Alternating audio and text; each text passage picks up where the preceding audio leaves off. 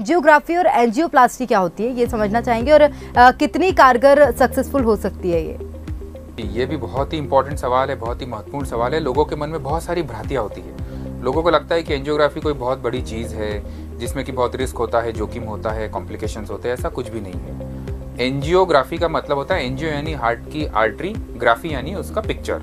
तो एंजियोग्राफी में सिर्फ हार्ट की जो ब्लड वेसल्स होती है जिनमें रुकावट के कारण एंजाइना या हार्ट अटैक होता है, उनका हम एक पिक्चर लेते हैं।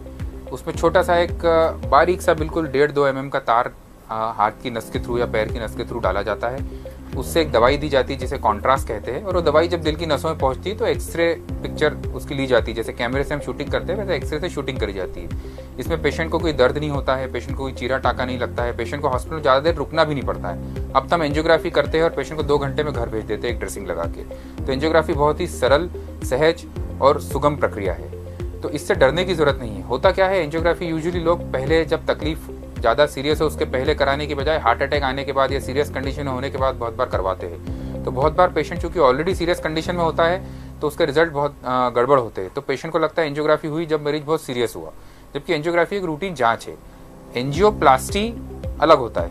एंजियोग्राफी एक जांच है, एंजियोप्लास्टी एक इलाज है। एंजियोप्लास्टी में भी मिनिमल इन्वेजिव तरीके के द्वारा, एक तार के द्वारा जो दिल की नसों में ब्लॉकेज है, उसी तार के द्वारा उसमें एक बलून डाल के ब्लॉकेज को खोला जाता है, और एक स्प्रिंग नुमा एक स्टेंट होता है बिल्कुल बारीक 2 mm 3 mm का, उसको दिल की नसों में फुला के दिल की नसों का ब्लॉकेज बिल्कुल क्लियर कर देते हैं। उससे मरीज को बहुत फायदा होता है, बहुत जल्दी हार्ट अटैक, हार्ट ब्लॉकेज से उसकी रिकवरी होती है।